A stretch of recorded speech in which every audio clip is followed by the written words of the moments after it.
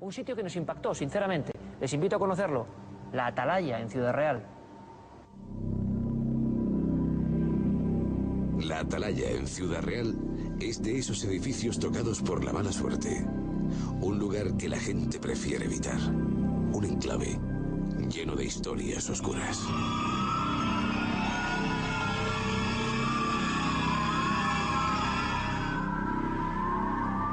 Su primer destino era convertirse en un hospital para enfermos de tuberculosis. De ahí su ubicación en un cerro orientado al sol.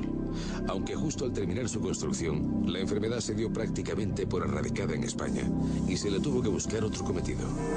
Otra función destinada a paliar el dolor de los más desfavorecidos.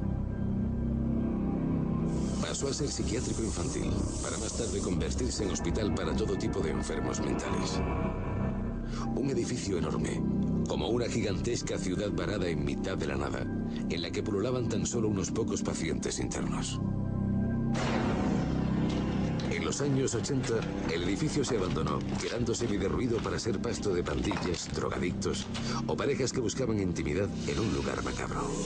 Ya por aquel entonces se hablaba de extrañas presencias, de visiones de niños, de fenómenos inexplicables. Pronto comenzaron las leyendas de la Atalaya a circular por toda Ciudad Real, convirtiéndose rápidamente en un lugar marcado. Cuando por fin se cierra, a raíz de los años 80, ese edificio empieza a entrar la gente en él. Y empieza a correr la leyenda sobre el pasado del edificio, lo que pasaba con los enfermos ahí dentro, que se había sufrimientos, que se había lamentos y quejidos, que efectivamente, cuando había enfermos, se oían los quejidos de los enfermos, pero no que se quejaran de nada que les estaban haciendo, sino por su enfermedad mental, pues algunos preferían gritos dentro de su locura, ¿no? Pero había gente que lo asociaba a malos tratos o algún tipo de tratamiento poco natural o poco humano hacia ellos.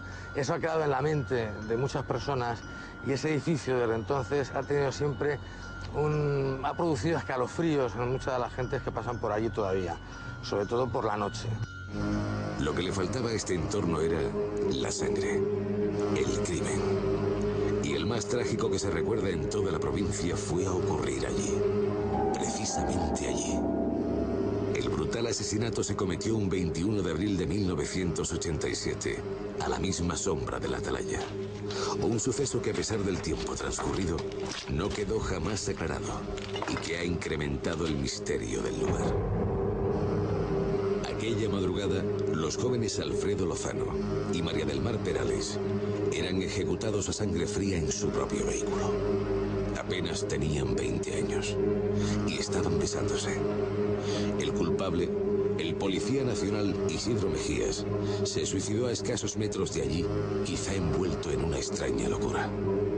Ocurrió en el año 87, en la noche del lunes de Pascua al martes de Pascua, después de Semana Santa, y estaba y está envuelto en el misterio. Es lo que solemos llamar, se le echó tierra encima y nunca quedó claro lo que allí ocurrió y cómo ocurrió. El equipo de Cuarto Milenio había recibido decenas de mensajes de personas que habían sufrido terroríficas experiencias en las entrañas de esta mole abandonada. Y no dudamos a la hora de ponernos en marcha y conocer aquel sombrío mundo en plena madrugada. Pintadas inquietantes, escombros, el sonido del aire colándose por cada rincón, restos de palomas decapitadas con precisión, informes y facturas del antiguo psiquiátrico. Los elementos del olvido nos abordaban a cada paso. Cerca de las 3 de la madrugada, una de nuestras grabadoras digitales registró algo inquietante. Una voz que parecía aproximarse con fuerza para decirnos algo. Quizá efecto del viento, o quizá no. A esta escenografía se unía la leyenda de la Dama de la Atalaya, una mujer de unos 40 años, que según muchos testigos, se aparece en camisón por las inmediaciones, siempre efectuando el mismo recorrido. Y hay quien habla de apariciones de figuras similares a antiguos enfermos, en el hospital o en la misma curva de entrada. La Atalaya continúa con sus puertas abiertas, esperando que desde alguna administración se tomen medidas. Lo primero, por el peligro que supone un edificio abierto de estas características. Y lo segundo, porque quizá ya merezca descansar en paz, después de tanta historia negra acumulada a lo largo del tiempo.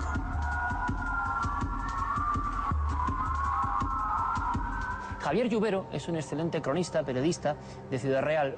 La atalaya, que precisamente tú vives cerca de ese lugar, queda abandonada en un momento dado, acumulaba ya muy pocos enfermos y a partir de ahí empiezan las leyendas a sucederse. ¿Alguna de ellas realmente te llamó la atención como periodista? ¿Podía ser no solamente mitos, sino encerrar alguna verdad, eso de los gritos de enfermos, visiones? ¿Cuándo empieza a generarse todo eso?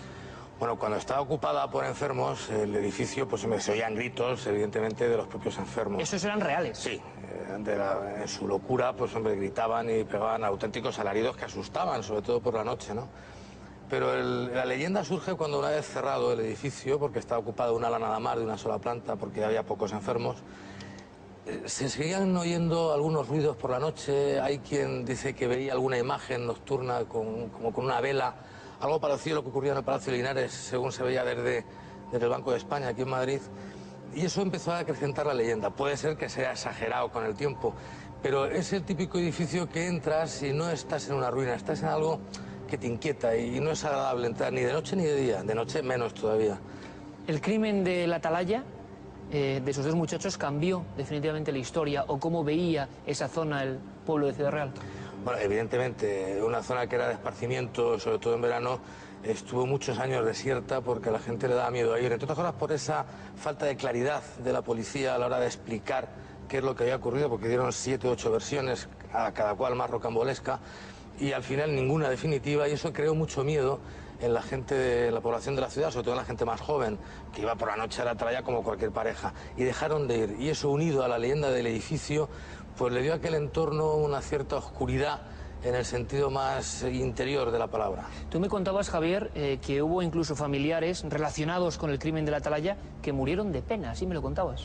Sí, hombre, concretamente la madre de María del Mar, la chica, una mujer grande, de estas mujeres que medía 1,80 y ancha de espaldas, y yo la vi con el tiempo consumirse poco a poco y murió de penas. El diagnóstico fue de pena por el drama que padeció su hija, porque como ella misma decía, si se hubiera matado en una curva o un accidente o algo, pero que la hayan matado a sangre fría, y en aquel lugar es lo que esta mujer nunca fue capaz de asumir psicológicamente, y ya te digo que se consumió hasta que murió.